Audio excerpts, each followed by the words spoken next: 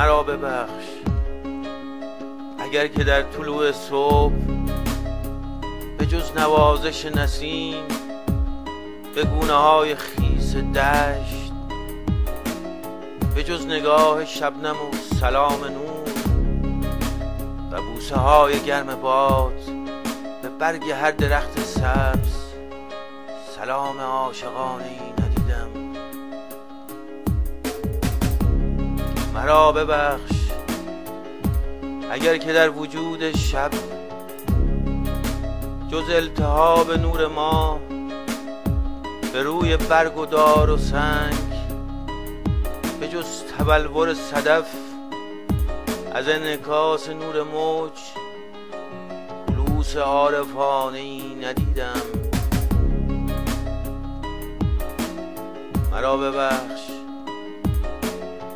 اگر که در دل سحر بر آسمان پرغبار به جز خطوط ساده‌ای ز کوه‌ها درخت‌ها بهانه‌ای برای شوق دیدنم نجستم.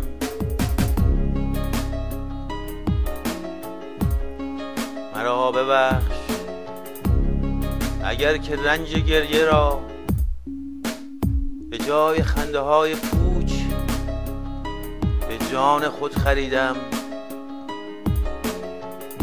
ز من مپرس که در نگاه مست صبح که در وجود گرم شب چرا تو را ندیدم.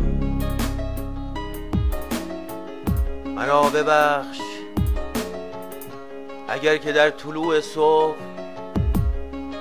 به جز نوازش نسیم به گونه های خیس دشت، به جز نگاه شبنم و سلام نور و بوسه های گرم باد به برگ هر درخت سبز سلام عاشقانه ای ندیدم. مرا ببخش